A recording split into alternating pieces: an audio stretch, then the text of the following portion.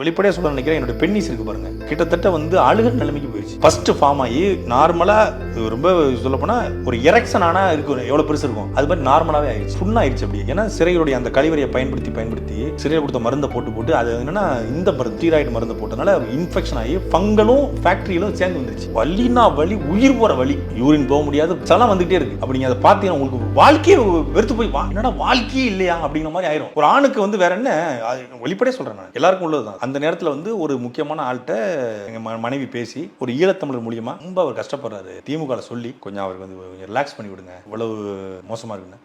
சாவட்டும், அதுதானே ஜெயிலில் போட்டிருக்கோம். சுபவீர பாண்டியன் சொன்னது இப்படியே சொல்லி சாகட்டும், அதுதானே ஜெயிலில் போட்டிருக்கோம். உண்மையிலே ஸ்டாலின் அவர்களோ உதயநிதி ஸ்டாலினோ என்னை பழி வாங்கல. அவங்களுக்கு நான் பேசினது கூட தெரியுமான்னு கூட தெரியாது. பழி வாங்கினது யாருன்னா இந்த மாதிரியான ஆட்கள் தான். இவங்க தான் அவங்கள நம்ம விமர்சிச்சிருக்கோம்ல, அந்த பழியை தீர்த்து கொள்வதற்காக எங்க கட்சியிலிருந்து போன ராஜீவ்காந்தி, சுபவீர பாண்டியன், இது மாதிரியான ஆட்கள் தான் எடுத்து காணொலியில் அனுப்பிச்சு வழக்கு போட வச்சு திட்டமிட்டு என்னை முடக்கிருக்காங்க. இவங்க தான் பண்ணது. இப்போ வீட்டில் மனைவி பிள்ளைகளை எல்லாம் பிரிஞ்சிருந்தீங்கன்றது அது எந்த அளவுக்கு இருந்ததுன்னா அங்கே பேசிக்கிற வாய்ப்பு எப்படி இருக்கும்? ஏன்னா நான் ரொம்ப உடஞ்ச தருணம் வந்து அதுதான். ஒரு 2 மாதம் கழிச்சு என் பையனும் மனைவியும் பார்க்க வராங்க. அங்கே வந்து 4-5 அடி இருக்கும் ஸ்பேஸ். வந்து இங்கே 50 பேர் நாங்கள் அங்கே நிற்பாங்க, அவங்க ஒரு 50 பேர் நிற்பாங்க. அவங்க பார்வையில் 2 பேர் கூட வரலாம்.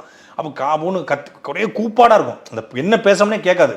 நம்ம வாயை கூச்சி வச்சுக்கிட்டு தான் கத்தி பேசணும். தொண்டையே வலிச்சிடும். அப்படியே நீ ஃபேன் வேற ஓடாது, ஃபேனே இருக்காது, அப்படியே வேர்த்து ஊற்றும். அதில் கடந்து கத்தணும், நல்லா இருக்கியா அப்படி இப்படின்னு ஒரு கத்தி பேசணும். இப்போ இதில் என்னன்னா டிரைவர் வந்து தம்பி வந்து என் பையனை தூக்கிட்டு வந்துட்டான்.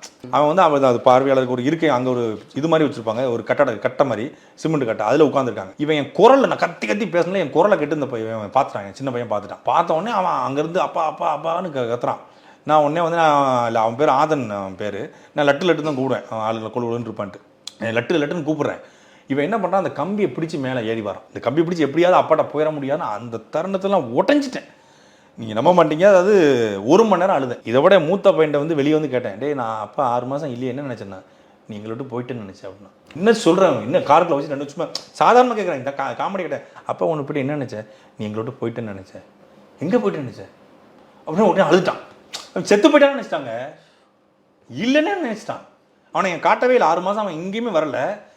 எனக்கு என்னடா வாழ்க்கை ஆகி போச்சு. அதான் தனிப்பட்ட முறையில் அவ்வளோ வலி வேதனை.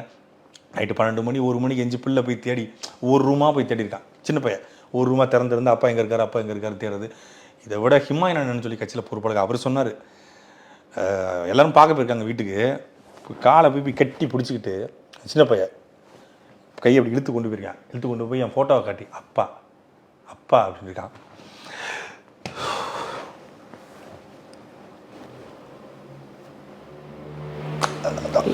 ஏன்னா என்னையை தண்டிச்சாங்க, என் பிள்ளை என்ன பாவம் பண்ணிச்சு. அதெல்லாம் வெளியே வந்து கேட்ட கூட மனசு ரொம்ப உடஞ்சி போச்சு.